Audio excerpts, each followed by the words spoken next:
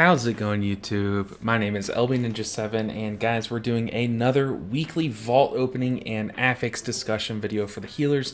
Obviously, this is my Death Knight, but they're secretly a healer, let's be real. But we're going to make it a lot quicker today, so we have Tyrannical, Volcanic, and Sanguine. All in all, this is a pretty easy week, but let's go ahead and talk about how we can make it even easier as healers. So before we get into that, I'm just really quickly going to talk about what I need from the vault on some of these characters while we kind of mix it in with the discussion. So on the Blood Death Knight, look, this is just an under-geared alt. I don't care what I get, but I did a key last week, so I'm showing it. Same with a lot of my characters, but I'll kind of leave that as a blanket statement and then talk about the ones that actually do need specific pieces. But for Tyrannical week, we do have specific dungeons that are just noted as being harder, honestly, on Tyrannical week. The main one is obviously Halls of Infusion. Guys probably remember that from 2 weeks ago. I did talk about that a little bit. That third boss can be a nightmare, but make sure that you are staggering your cooldowns. You're cycling your cooldowns pretty well. Don't think that you have to top up your whole party when they're at 80% health. Be comfortable letting them get down to about 40% and then pop your cooldowns, pop your convokes, pop your tranks, do that sort of thing. Also, Bracken-eyed Hollow, it's worth mentioning that first boss, once again, you just really want to make sure that you have a cooldown on pool ready for when it does that first slash to everyone, because you need to get them to 90% health to top them up to get that dot off of them.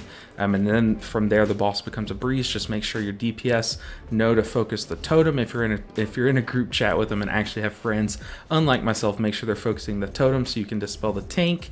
But other than that, you just want to focus down one boss at a time. Now, another dungeon that is also pretty difficult this week is Uldaman. Uldaman is pretty notorious for its bosses being hard. Honestly, in my personal opinion, it's just a more difficult dungeon. I could be wrong there, but look, the Paladin and the Druid actually got the same piece of gear. Obviously, the Paladin's a lot higher. I would have loved a shield on this Paladin. If you followed my Zero to Hero series while I was still doing it, I did craft a non-shield offhand for some reason. But anyways, Uldaman, very difficult. The bosses do a lot of damage. You guys know that last boss is basically a race. So just make sure you're trying to weave in a little bit of damage. Make sure you're keeping that Moonfire on the boss. You're Rising Sun kicking often, even if you're not fist weaving for some reason. This week is a great week to focus on your boss damage, because those bosses just do have a lot more health. And although we might feel that we need to be healing during the downtime, it's just so much more important that we do the damage. Now, this trinket is actually a pretty sick pull for the priest. It's not like one of the best trinkets, but it's just a very good trinket, and it's a slot that I needed a piece of gear in, honestly. But anyways, back to Tyrannical. Yeah, and then once again on Uldaman, that boss that drops the bombs that it steps over, I forget if it's like the second or third boss. Depends, I think, on the order you take, or wait, no, maybe it's always the third boss. I apologize. But that boss is very difficult. You guys know it's a big heal check, so make sure you bring the tools necessary to deal with that. What do I mean by bringing the tools necessary? I think if you can afford to take any talents that reduce the cooldowns of your main abilities, your big top-up buttons, like your Life Cocoons, for example. This is a great week for the 45-second reduction on the Life Cocoon talent, but then also the minute off of your Tranquility. If you're a Druid, that is a great talent to take this week. Although Tranquility is just obviously not as good in Mythic Plus as it is in Raid, it's just having that cooldown up more often is very good. Obviously, you Druids are taking the 1 minute Convoke the Spirits. If you're not, you're wild, and you should this week. But any cooldowns like that, or any talents like that reduce the cooldowns, are going to be very valuable, because the boss fights are the difficult part. You don't need them to hit hard during packs, you just need them up frequently.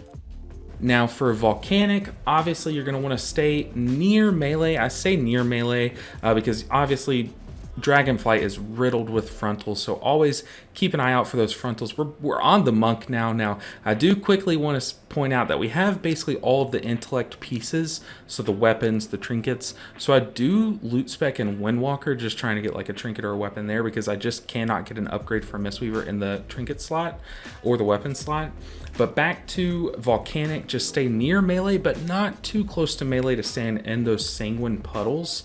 always make sure that you get the movement down before the cast. So if you have to top someone up, just do a stutter step to the side if there's a volcanic underneath you, and then cast. Don't risk it because you'll put yourself at danger while also not confirming the healing to that person. So just save yourself first, stutter step a little bit, and then cast your regrowth or whatever you need to do, your healing surge. Now, as for big channeled casts, so the big one being like Tranquility for druids, that's a great example. One way that you can get around it is, obviously there's a lot of evokers running around. If you have an evoker in your group, just let them know that if they see you casting Trank, say you're on the third boss, you know that that third boss is going to be an issue where your positioning matters.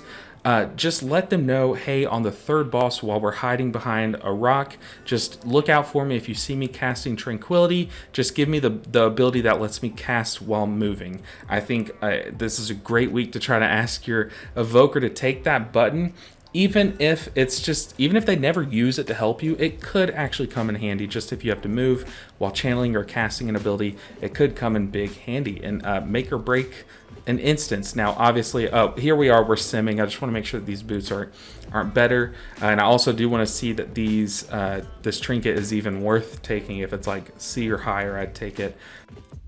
But also make sure that you get a weakaura. There's one that can show you when you have the buff from your evoker, so when you can cast while on the move. That's a very useful one. But then also there should be a weakaura. I know there was one in Shadowlands.